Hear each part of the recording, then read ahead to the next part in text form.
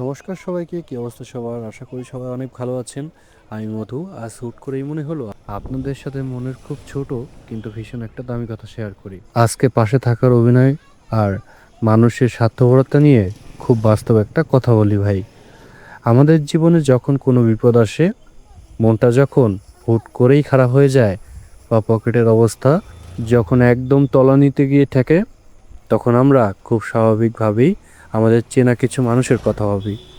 আমরা ভাবি অন্তত এই মানুষটাকে একটা কল দিলে সে আমার কথাটা শুনবে, আমাকে একটু সান্ত্বনা দেবে বা একটুখানি সাহায্য করবে। কিন্তু সত্যি কথাটা কি জানেন ভাই? ওই কঠিন মুহূর্তে আপনি যখন ফোনটা হাতে নিয়ে তাকে কল দিবেন, ওপাশ থেকে কোনো সাড়া পাবেন না। তারা আপনার ফোন কেটে দেবে, পরে ব্যাক করার প্রয়োজনও মনে করবে না। আর মেসেজ দেখেও এমনভাবে এড়িয়ে যাবে যেন তারা অনেক ব্যস্ত। আপনার ওই চরম বিপদের রাতে আপনি একা একাই ছটফট করবেন, অথচ যাকে আপনি সবচেয়ে কাছের ভাবতেন সে তখন নাক ডেকে ঘুমাচ্ছে অথবা বা অন্য কোথাও আড্ডা দিচ্ছে।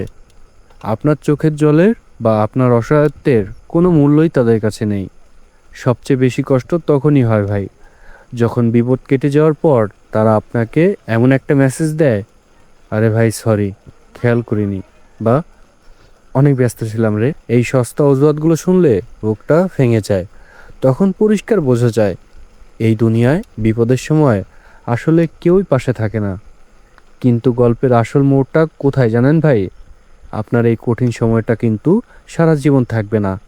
আপনি যখন নিজের যোগ্যতায়, নিজের কঠোর পরিশ্রমে আবার উঠে দাঁড়াবেন, আপনার পকেটে যখন আপনার টাকা আসবে আর চারপাশের মানুষ যখন আপনাকে সম্মান করতে শুরু করবে, তখন দেখবেন এই এড়িয়ে যাওয়া মানুষটাই সবার আগে আপনার সামনে এসে দাঁড়াবে, যে আপনাকে জড়িয়ে ধরে বলবে, কিরে ভাই, ভুলে গেলি নাকি? আমি তো সব সময় তোর কথাই ভাবি। সে আপনার সবচেয়ে বড় শুভাকাঙ্ক্ষী সেজে আপনার পাশে বসার জায়গা খুঁজবে। আমি যখন বিকেলে আমার সাইকেলটা নিয়ে একা একা মেঠো পথগুলোতে প্যাডেল ঘুরিয়ে এগিয়ে যাই, তখন একটা জিনিস খুবই ভালো বুঝি। আমার সাইকেলের চাকা যখন কাদায় আটকে যায়, তখন আমাকে একলাই চাকাটা ঠেলে তুলতে হয়। তখন কেউ দূর থেকেও হাত বাড়ায় না। কিন্তু যখন পিচ ঢালা সোজা রাস্তায় তরদ দিয়ে চলি, তখন অনেকেই পাশে এসে একটু লিফট চায়। জীবনটাও ঠিক এরকম ভাই। যে মানুষটা তোমার ঝড়ের রাতে ছাতা মাথায় দিয়ে পাশে দাঁড়ায়নি, তাকে তোমার রোদোজ্জ্বল দিনে ছায়া দেওয়ার সুযোগ দিও না। যারা বিপদে এড়িয়ে গেছে, সুসময়ে তাদের নমস্কার জানিয়ে ভদ্রভাবে দূরে সরিয়ে দাও।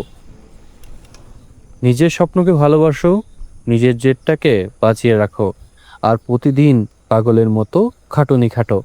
মনে রেখো ভাই, তোমার আজকের এই একলার লড়াই একদিন তোমাকে এমন একটা জায়গায় নিয়ে যাবে যেখানে কোনো নকল মানুষের মুখোশ টিকবে না। নিজের ওপর বিশ্বাস রাখো, দিন তোমারও আসবে। আমার কথাগুলো যদি তোমাদের একটু ভালো লেগে থাকে তাহলে ভিডিওটিতে একটি লাইক এবং কমেন্ট করে আমার সাথে থাকো। আর হ্যাঁ, পেজটি ফলো করতে একদমই ভুলো না। ভালো থাকবে সবাই। টাটা।